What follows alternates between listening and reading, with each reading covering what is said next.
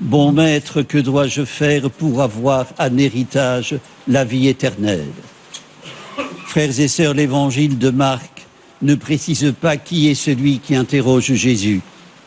Matthieu parle d'un homme jeune, Luc d'un notable.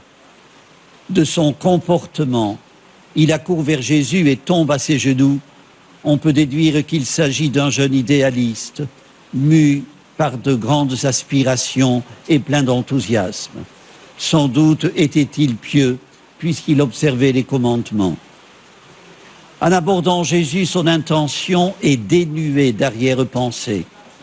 Il n'entend pas entrer dans un débat théologique avec lui, comme aimaient à le faire les plus instruits et les plus retors de ses contemporains. Moins encore le piéger, comme les pharisiens de l'évangile de dimanche dernier. La question qu'il pose à brûle-pourpoint, depuis longtemps sans doute le travail. Bon maître, que dois-je faire pour avoir la vie éternelle en héritage?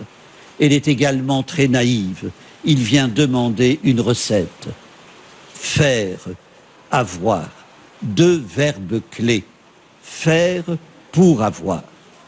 L'homme est prêt à accomplir des efforts pour se dépasser et obtenir ce qu'il désire. Il croit en la vie éternelle. Il pense qu'elle se gagne et se mérite. C'est louable. Tous les commandements que Jésus lui remémore, il les observe. Son aveu, son aspiration à la perfection sont émouvants, très respectables, sauf qu'il est dans l'illusion. Il croit que son salut dépend de lui, qu'il peut être son propre sauveur. Frères et sœurs, Jésus ne lui propose pas une nouvelle règle de vie, une autre loi, aucun programme d'ascèse, mais un enrôlement. Viens, suis-moi. Réponse drastique.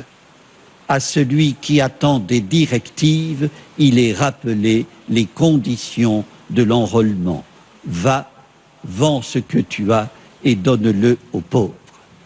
L'échec qui clôt l'épisode démontre que la disponibilité est le premier des requis et que le trop-plein de biens et l'argent en sont les premiers obstacles.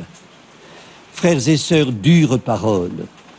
Elle démasque les idoles, dénonce les alibis, oblige à des choix radicaux. Remarquons-le, elle ne porte pas que sur les biens matériels, elle s'étend aux liens familiaux. Et avec quelle solennité Jésus le souligne à ses disciples.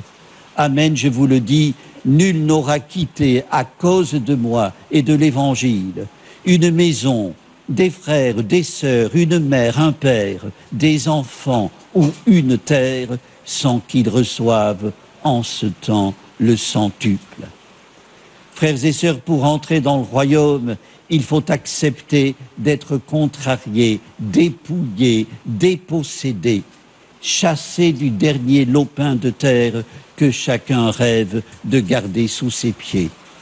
Voilà la parole vivante dont l'auteur de l'Épître aux Hébreux dit qu'elle est plus coupante qu'une épée à deux tranchants. Frères et sœurs, la rencontre du jeune homme riche avec Jésus s'est mal terminée, à la différence de tant d'autres qui ont donné lieu à guérison ou à consolation. Lui, il est reparti triste. Il ne s'est pas résigné à tout laisser pour suivre Jésus. Peur de faire le pas, refus définitif, Marc ne le dit pas. Le récit s'interrompt abruptement. Peut-être, ou sans doute, cet homme aura-t-il gardé en lui le souvenir d'une rencontre inouïe.